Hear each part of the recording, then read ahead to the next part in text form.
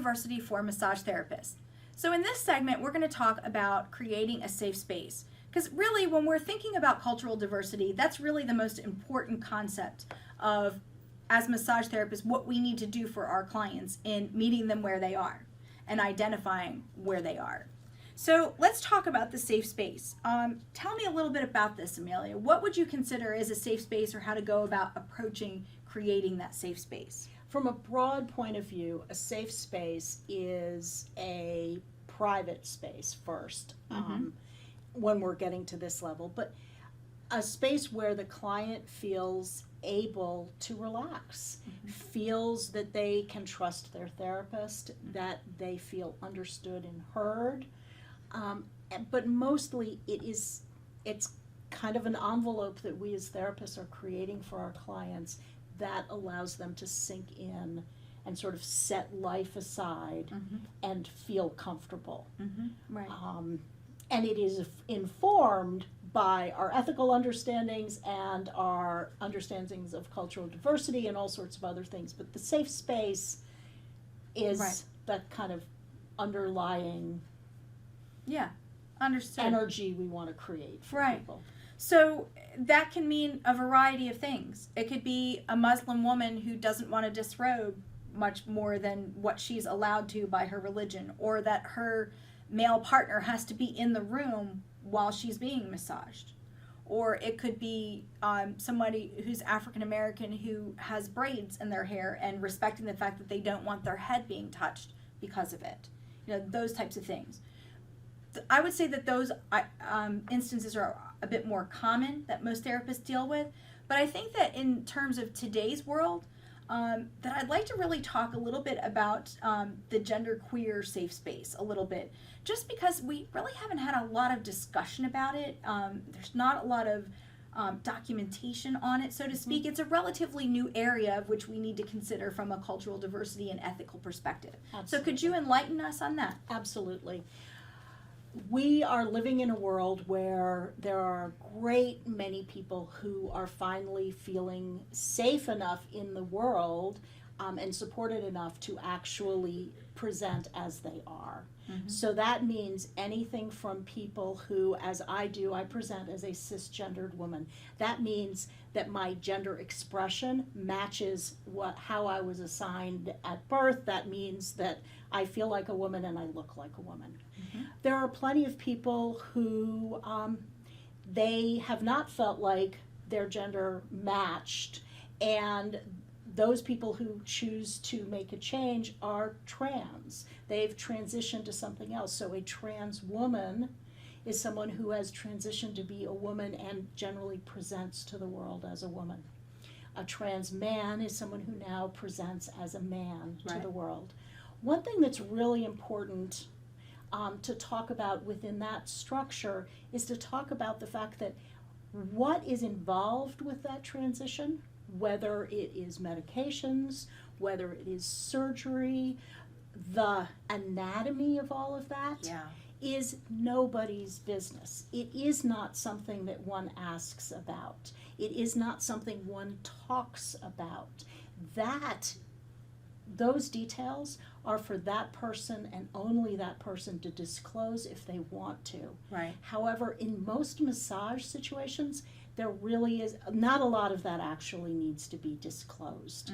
However, it is appropriate to ask a client with a gender presentation that you might be, like a little unsure, you're not sure how you want to go with that.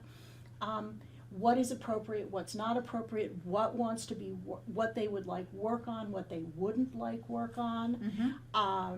A trans man who has not had top surgery, which is a removal of the breasts, a trans man who has not had top surgery probably, or often, I shouldn't say probably, that's too much of a generalization, may very well say, I don't want my chest worked on. That's not comfortable. Right. And you can certainly ask things like that, but the awareness and the understanding that our individual anatomy, even my anatomy and your anatomy, is frankly not anybody's business. Right. So within working with a trans client, it's really important to respect those boundaries and not be asking questions. Right. Because frankly, you don't need to know most of that information Right, to right. give a good massage. Right. In most of the cases you aren't. I actually have had an experience with a student who was transgender, and she identified as a female but had male anatomical parts. But what was difficult about that scenario is that she wanted to be helpful to her classmates. When we got to a point we were teaching students how to drape the breasts appropriately, she was undraping them and then draping them and undraping them and then draping them. And I actually had to talk to the student and say, I want to respect your boundary and I want to respect your gender identification. So if you're identifying as a transgender female, then we need to drape you as a female. Yes. And if I appreciate that you want to help your classmates out, just because you have the anatomical parts of a male doesn't necessarily mean that we're not doing right by you by draping you in that way. Exactly. So, yes, I agree with you. You really don't need to know about it, except in the instances where I think some extensive surgery has If there's been done. been surgery, yeah. if you are, there are places to have a conversation, and in those in the situations, health that history. the client is going to be providing you with Right. that information. And however, if you had top surgery a year and a half ago and there's no active scarring and there's nothing going on, Yeah. I don't need to know about that. Right. The foundational piece here is, and whether this is a trans person or somebody who is gender non-binary, so they use, whatever pronouns feel appropriate for them, one of the most important things that you can do, and in fact, I have it on our intake forms, is what are your preferred pronouns, and Yeah. then use them. Yeah.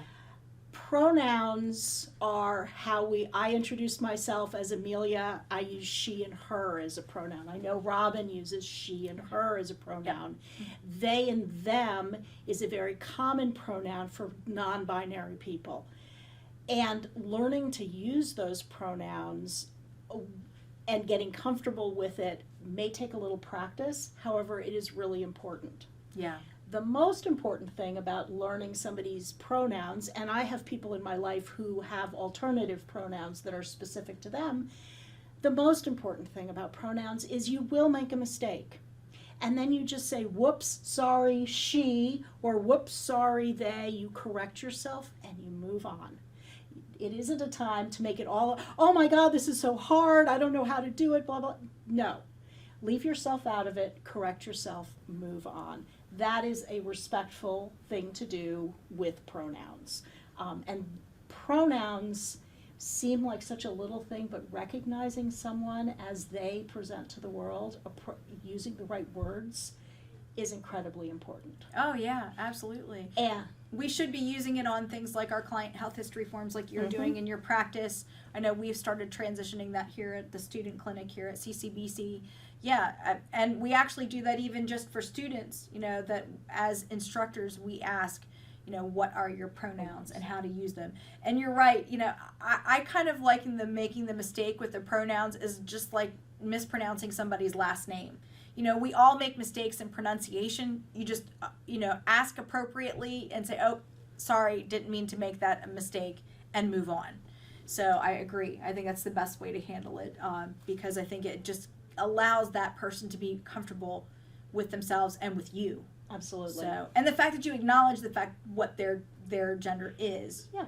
and what they identify Yeah, is. exactly. Yeah. How they want to move in the world.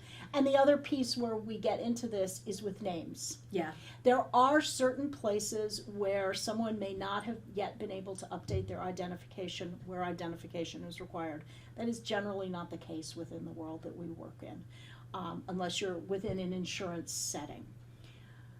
Use the name that people ask you to use. Yeah. Period. End of story. What a previous name might be, that's often that's described as a dead name because that is no longer. That is none of your business. It Mhm. doesn't matter. You address the person with the name that they have asked you to use. Plain and simple.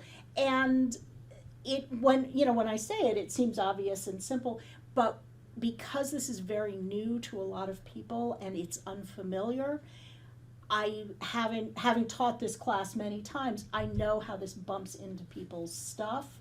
And sometimes it's just like, yeah, no, you just have to use their name. That's Right. it. It's And- respectful. Right, and there's various reasons for why a person can do a name change. It can be for religious reasons. It can be for, changes in relationship. It can be for changes in gender.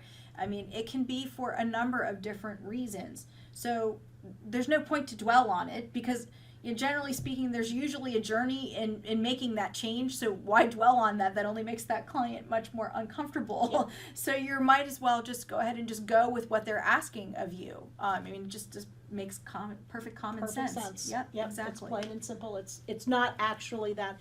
It's not that hard. It's not that complicated. Yeah. We tend to overthink this stuff. Yeah. So, so this kind of goes along the lines of inclusion communication as we're talking about. So what about things like safety? We've talked a little bit about discretion, but what about safety in terms of cultural diversity and in terms of that safe space? Is there anything specific that we should be highlighting?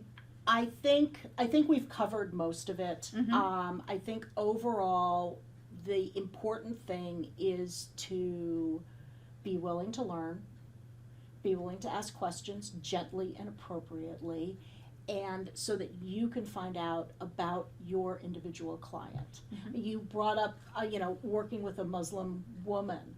I have worked with, I don't know, many, and there is a variety of ways how so I'm not going to stereotype and say every time I've worked with a Muslim woman it is exactly like this, because it is different. Mhm. And I've had ones that were very, very comfortable, and it was two women in the room, so all is cool. And I've had others who were much things were just a little stiffer, a little less uncomfortable, mostly because they didn't know me. It wasn't, I don't need to generalize that it was all about their religion and their cultural background. So learning and finding out about your client and what they need from you, which is Massage 101. Right. Is exactly what happens here.